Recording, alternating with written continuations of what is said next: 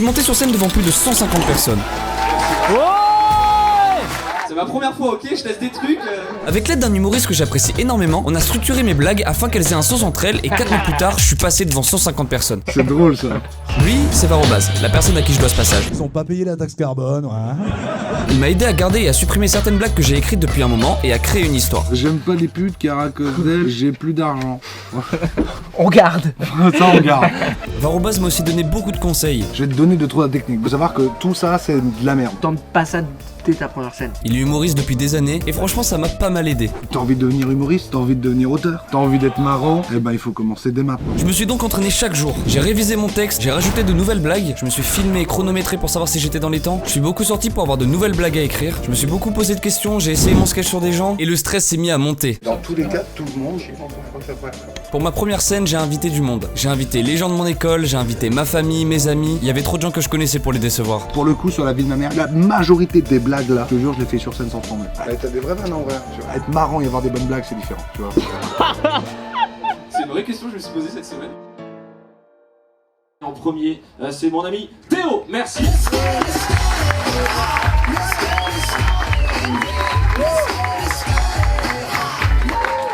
Salut. Ça va? Bon, moi je vais vous parler d'un truc avec ma copine. Il y a un an, elle m'a quitté pour une raison vraiment bateau. Parce que je l'aurais trompée. Apparemment, ce serait une raison suffisante. Et du coup, je me suis inscrit sur Tinder. Du coup, je rencontre une fille, on se donne rendez-vous et puis on allait se voir. On m'a dit de mettre mon pull préféré, etc., qu'il fallait rester normal, qu'il fallait rester soi-même pour pécho. Du coup, j'ai mis mon pull préféré, mais j'ai un peu honte de le porter là. Parce que j'ai un pote qui lit le chinois, il m'a dit que ça a été fait par des Ouïghours. Et que du coup, en fait, c'était écrit ici à l'aide.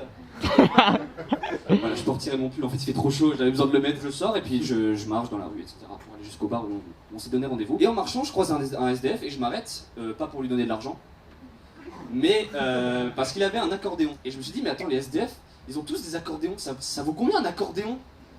Et après je regarde son chien et je dis, mais ça vaut combien un chien? Et après je regarde le SDF et je me dis, mais ça vaut combien? Non, je rigole.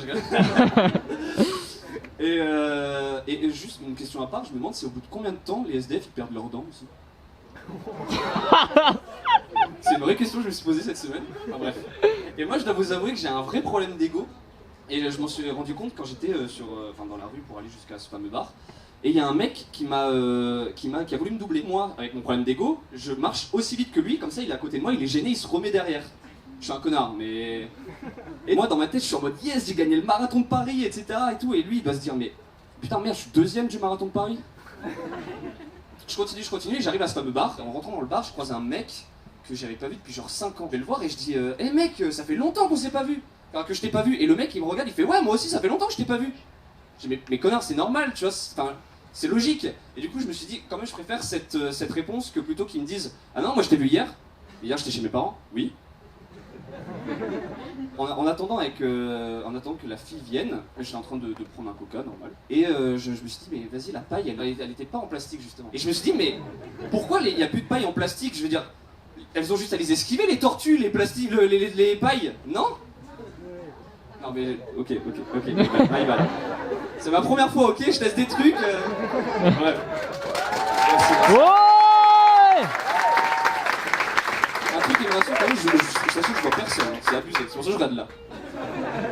Au bout d'un moment, elle rentre, et je dis merde, elle fait 2 fois mon poids, tu vois. Elle devait faire 60 kilos, tu vois. Non, en vrai, je rigole, mais en vrai, je crois que j'ai la taille pour vous prendre tous en 1v1, mais j'ai le poids pour me faire prendre en 1v1 par tout le monde dans cette salle. Du coup, elle arrive, etc., on parle. Puis en fait, c'était une femme très cultivée quand même, je me suis rendu compte. Et elle m'a dit qu'elle faisait une fac d'histoire et qu'elle venait sortir d'une disserte sur la Shoah, tu vois. Et du coup, on est d'accord qu'une dissertation, c'est des arguments pour, des arguments contre et une conclusion. Elle a mis quoi dans les arguments pour la Shoah, en fait? En vrai, non, vraiment, les pommeaux de douche, ils sont impeccables depuis la Seconde Guerre, c'est vraiment trop bien, quoi.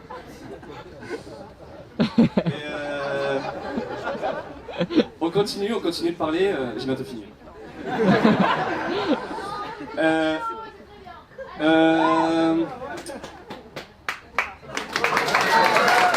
Excusez-moi. Et du coup, je reçois un message de ma mère à ce moment-là qui me dit il faut que tu rentres, mamie est tombée dans les escaliers, elle s'est cassé les côtes, les hanches, etc. Et du coup, je me suis dit mais la honte, moi il m'a fallu 1 an pour apprendre à marcher, ma grand-mère elle en a 80, il n'y arrive toujours pas. Bah voilà, merci beaucoup.